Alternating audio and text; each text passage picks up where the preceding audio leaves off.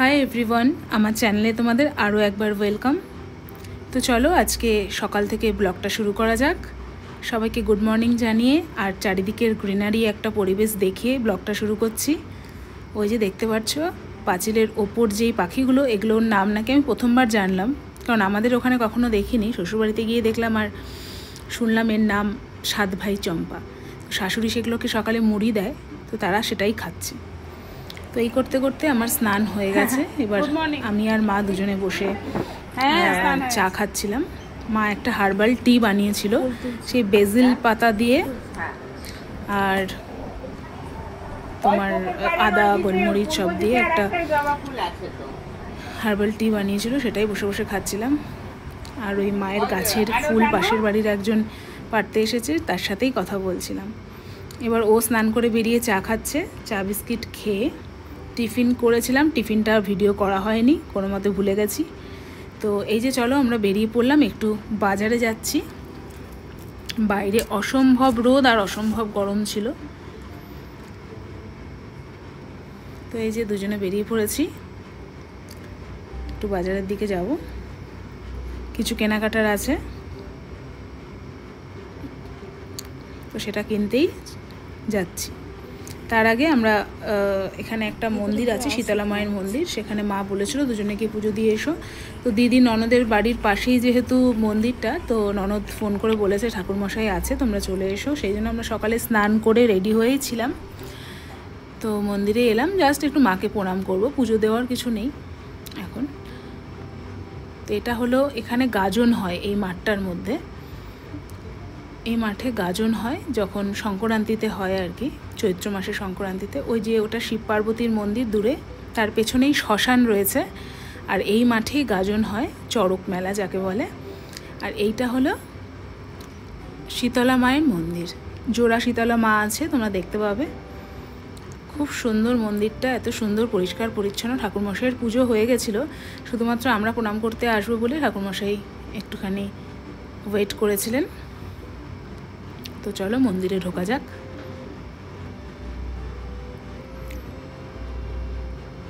এই যে জয় মা শীতলা, সবাইকে ভালো রেখো, সবার যেন ভালো হয়।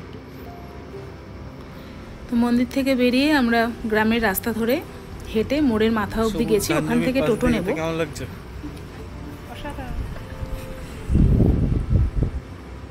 কোথায় যাচ্ছ বলে দাও। যাচ্ছি একটু ব্যবর্তায়।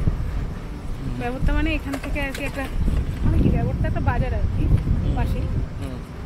একটু কেনাকাটা করতে যাচ্ছি কিছু জিনিস। তো এইভাবে দুজনে গল্প করতে করতে মাঠের মাঝখান দিয়ে হাঁটতে হাঁটতে চলে গেছিলাম বাজারের উদ্দেশ্যে। চলো, টোটো নেবে তো? হ্যাঁ,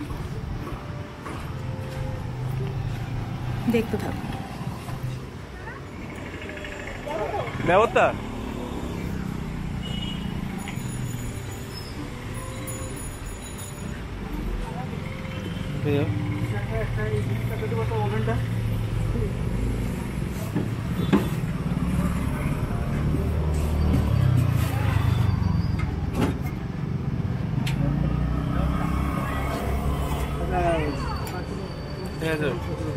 চলো, টোটোতে উঠে গেছি, ব্যবস্থা যাচ্ছি। মানে একদমই কাছে, একটা স্টপেজ। যা রোদ, হেঁটেও যাওয়া যেত, যা রোদ, ওই জন্য টোটো নিলাম, টোটো করে যাচ্ছি। কালকেও তো ওয়েদারটা ভালো ছিল, বৃষ্টি বৃষ্টি ছিল, তাই না?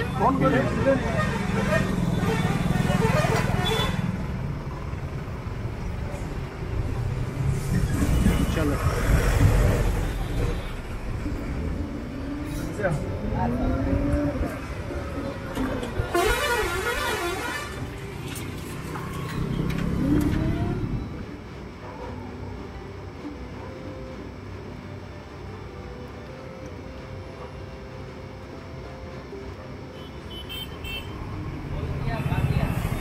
টোটো থেকে নেমে পড়েছি। এবার টাকাটা মিটিয়ে যাব দোকানে। এই যে দোকানেও চলে এসেছি, শাড়ির দোকানে। একটা শাড়ি নেওয়ার ছিল।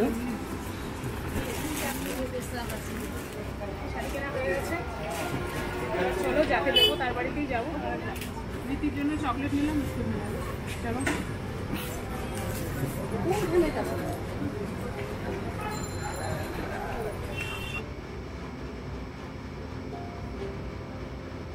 তো চলো এবার মিষ্টির দোকানে যাব। মা বলে দিয়েছিল কোন মিষ্টির দোকানটায় যেতে, সেই দোকানটাই যাচ্ছি। ওখানে খুব ভালো মিষ্টি পাওয়া যায়, আমরা ওখানে টেস্টও করেছি মিষ্টি। আর কিছুটা বাড়ির জন্য, আর যার বাড়িতে যাব মানে ননদের বাড়িতেই যাওয়ার কথা ছিল। মিষ্টি আর শাড়িটা নিলাম ননদের শাশুড়ির জন্যই, তো ওই জন্যই আর কি। তো এই যে চলে এসেছি মিষ্টির দোকানে। ভ্যারাইটি মানে এত ভ্যারাইটি ছিল মিষ্টির, কিন্তু আমরা রসগোল্লাই নিয়েছিলাম। রসগোল্লা আর ওই যে দেখতে পাচ্ছ পনিরটা রসে চোবানো, ওটাকে ছানার মুরগি বলে। আর পাশে ছিল তোমার কমলাভোগ। ভ্যারাইটি মিষ্টি দেখতেই পাচ্ছ। মিষ্টি দেখলেই কেমন যেন আমি একটা দুর্বল হয়ে পড়ি, মানে এতটাই প্রিয়। মনে হচ্ছিল যেন সবকটা একটা একটা করে টেস্ট করি।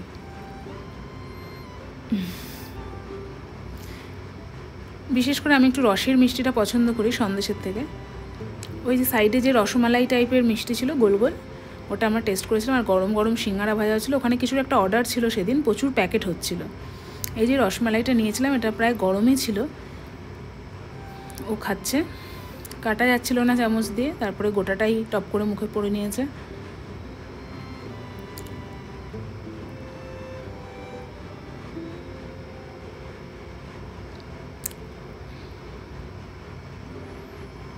তো চলো যাওয়া যাক। এই যে চলে এসেছি বাড়িতে, তার মাঝে গেছিলাম দিদির বাড়িতে, কিন্তু ভিডিও করার কথা মনেই নেই। গল্পে গল্পে মত্ত হয়ে এমনভাবে গল্প করেছি, ভিডিও করার কথা মনে নেই। বাড়ি চলে এসেছি। বাড়িতে দিদি আবার বাড়িতে মানে আমাদের বাড়িতে এসেছে আর কি, শ্বশুরবাড়ি থেকে।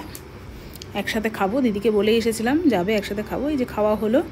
মেনুতে অনেক কিছুই ছিল। বিচেকলার ছেচকি, দিদি নিয়ে এসেছিলো লাউ পাতা, এই কচু পাতার চিংড়ি, এইসব জিনিস আর কি। চিংড়ি মাছ ছিল। এটা হলো রাতের ডিনার, রান্না হচ্ছে। রাতের ডিনারে মাটন হওয়ার কথা ছিল, কিন্তু সেদিন বৃহস্পতিবার ছিল জন্য মাটনটা পাওয়া যায়নি। তাই নিয়ে আসা হয়েছিল দেশি মুরগির মাংস, পটল ভাজা আর দেশি মুরগির মাংস। রাত্রেবেলা এটাই যথেষ্ট। আর দেশি মুরগির মাংসটা অসাধারণ খেতে হয়েছিল, আর খুব ভালো ছিল মাংসটা, মানে এতটাই ভালো ছিল যে ব্রয়লার মুরগি আমার মনে হয় এটা খেলে কেউ আর খাবে না। তো যাই হোক, তার মাঝেই আমরা একটু সন্ধ্যাবেলার হালকা একটা খিদে মেটানোর মুড়ি চানাচুর আর রসগোল্লা খেয়েছিলাম, সেই দোকানের রসগোল্লা। সবাই মিলে বসে একটু গল্প আড্ডা করছি। মা ওদিকে কিচেনে রান্না করছে। মাঝে মাঝে আমি সেই ভিডিওটাও তোমাদের সাথে শেয়ার করেছি। এই যে যাচ্ছি রান্না করে, চলো দেখাচ্ছি তোমাদেরকে।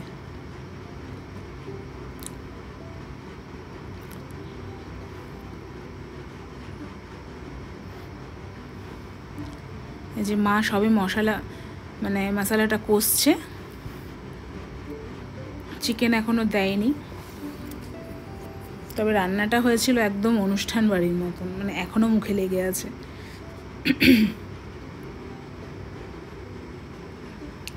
আলু দিয়ে দেশি মুরগির মানে ঝোল ঝোল বলবো না, হালকা গ্রেভি, কষা বলতে পারো। অসাধারণ টেস্ট হয়েছিল। এই যে এবার মাংস দিয়ে কষাচ্ছে। বেশ অনেকক্ষণ ধরে রান্না করেছিল, কিন্তু যেহেতু দেশি মুরগি, এই জলটা মরে যাওয়ার পর প্রেশার কুকারে দেওয়া হয়েছিল, দিয়ে 2টো সিটি দেওয়া হয়েছিল। না হলে মাংসটা একটু শক্ত হয় দেশি মুরগির মাংস। ব্রয়লার হলে তো কড়াইতেই হয়ে যায়। এর মাঝে আমার ননদের বর বিলুদাও চলে এসেছিল। বিলুদা যেহেতু সবাই কমফোর্টেবল না ক্যামেরায়, আমি হালকা একটু নিয়েছিলাম। এই যে বিলুদা এই যে খেতে বসেছে, আমি সেখানেও একটু লুকিয়ে ভিডিও করেছি, যে সবাই তো আর ক্যামেরা ফ্রেন্ডলি হতে হবে এমন নয়। তো ওরা খেয়ে বাড়ি চলে গেছে, যেহেতু অনেক রাত হয়ে গেছিলো। এবার আমরা দুজন আর মা খাবো।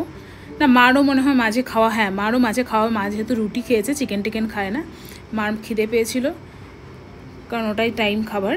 মা খেয়ে নিয়েছে। এবার আমি আর তুষার খেতে বসছি।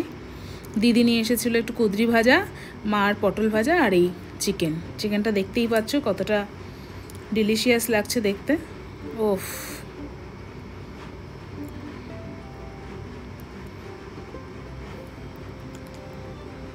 তো চলো খাওয়া দাওয়া করে নিই। রাতও হয়েছে, কালকে সকালে আবার কলকাতার উদ্দেশ্যে রওনা দেব। এই যে সকালে ঘুম থেকে উঠেছি 5:30টায়, উঠে রেডি হয়ে নিয়েছি। ঠিক 7টা পৌনে 7টার দিকে এখান থেকে বাস আছে। তাহলে 2 দিন হয়ে গেল, আর যাচ্ছি বাড়ি। আবার আসবো সময় করে, তাই না? চা খাচ্ছি, চাটা প্রায় কমপ্লিট। মনে পড়লো ভিডিও করার কথা। আবার এদিকে বাইরে বৃষ্টিও হচ্ছে। চা গরম আছে? এই যে বাস স্ট্যান্ডে চলে এসেছি। বাসটা এখানেই দাঁড়ায়, সেই জন্য তালপুকুর বলে একটা জায়গা আছে, এখানে রেল ক্রসিংয়ের এখানটায় বাস দাঁড়ায়।